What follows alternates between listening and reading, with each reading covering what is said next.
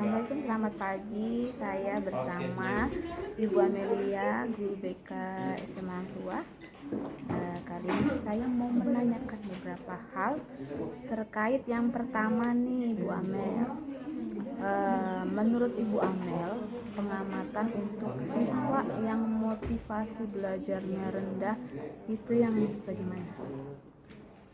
Siswa yang motivasi belajarnya rendah itu yang mungkin nggak mau ngikutin pelajaran kali ya, nggak mau, mungkin dia ada di kelas tapi entah kenapa di kelas tidur atau lu sering keluar kelas, lebih ke yang kayak gitu sih Bu. Oke, kira-kira untuk penanganan terhadap siswa-siswa yang seperti itu sudah cukup optimal belum ya Ibu Amel? Dari saya, kalau udah ditanyanya udah optimal atau belum, mungkin belum optimal gitu ya, karena mungkin masih ada beberapa siswa yang seperti itu. Tapi apakah sudah dilakukan motivasi untuk memotivasinya? Sepertinya sih insya Allah sudah dilakukan.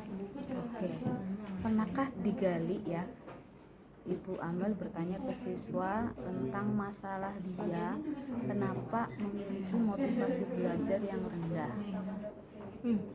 Biasanya karena mungkin pelajarannya sulit dipahami, atau kebanyakan sih itu lebih ke pelajarannya sulit dipahami, atau beberapa yang kalau misalnya diajarin sama guru tersebut kurang paham gitu.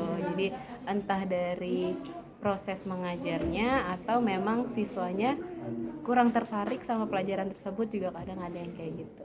Oke, pernahkah terlontar dari kata siswa, oh gurunya nih kalau nerangin tuh panjang lebar saya nggak paham, oh gurunya nih seperti ini dan seperti itu, pernah tidak? Lebih pernahnya sih cuman omongan, iya Bu saya diajarin sama guru ini jadi kurang paham sama yang diajarin, lebih ke arah kayak gitu sih. Nggak pernah lebih nggak secara spesifik gara-gara guru ini sih saya jadi nggak paham, nggak pernah yang kayak gitu. Tapi pemahaman terhadap mata pelajarannya ya gitu, kurang nangkep gitu, kurang menguasai. Betul. Kemudian untuk pemanfaatan teknologi, kira-kira dalam pengamatan Ibu Amel, pemanfaatan teknologi dalam pembelajaran kita itu sudah optimal belum? Oke, kalau semenjak kita mulai PJJ kemarin ya, kayaknya teknologi tuh udah mulai pesat banget kita gunakan dalam pembelajaran.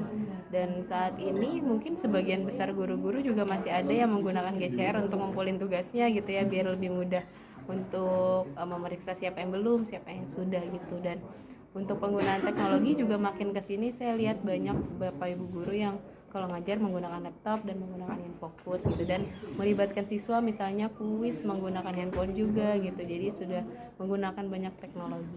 Oke. Kemudian selanjutnya untuk siswa berkebutuhan khusus ya. Jadi kalau kita amati pasti ada beberapa anak dalam satu kelas yang punya kebutuhan yang harus kita perhatikan nih. Menurut Ibu Amel, sudahkah cukup tersedia untuk guru yang akan membimbing anak tersebut? Kalau untuk anak berkebutuhan khusus, khususnya di kelas 11 saya belum menemukan siswa yang berkebutuhan khusus gitu ya. Tapi kalau untuk apakah kita sudah memenuhi kebutuhan untuk adanya guru untuk siswa berkebutuhan khusus, menurut saya belum gitu, karena pada dasarnya memang untuk siswa berkebutuhan khusus memerlukan guru yang khusus gitu, dan membutuhkan metode pelajaran yang khusus dan program pembelajaran yang khusus gitu. Jadi kalau misalnya guru kita di sekolah umum dipaksa menerima siswa berkebutuhan khusus, ya itu it's okay gitu.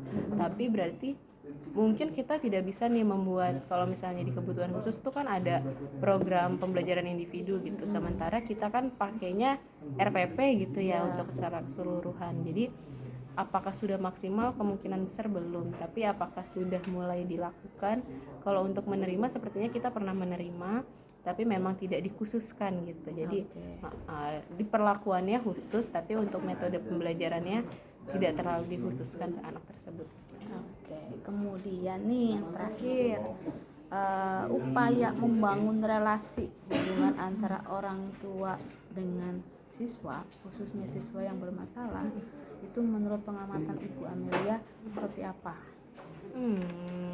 Maksudnya jadi siswa-siswa yang bermasalah gitu hubungannya dengan orang tuanya gimana gitu ya. Kadang banyak kok yang sebenarnya hubungannya sama orang tuanya baik-baik aja gitu ya.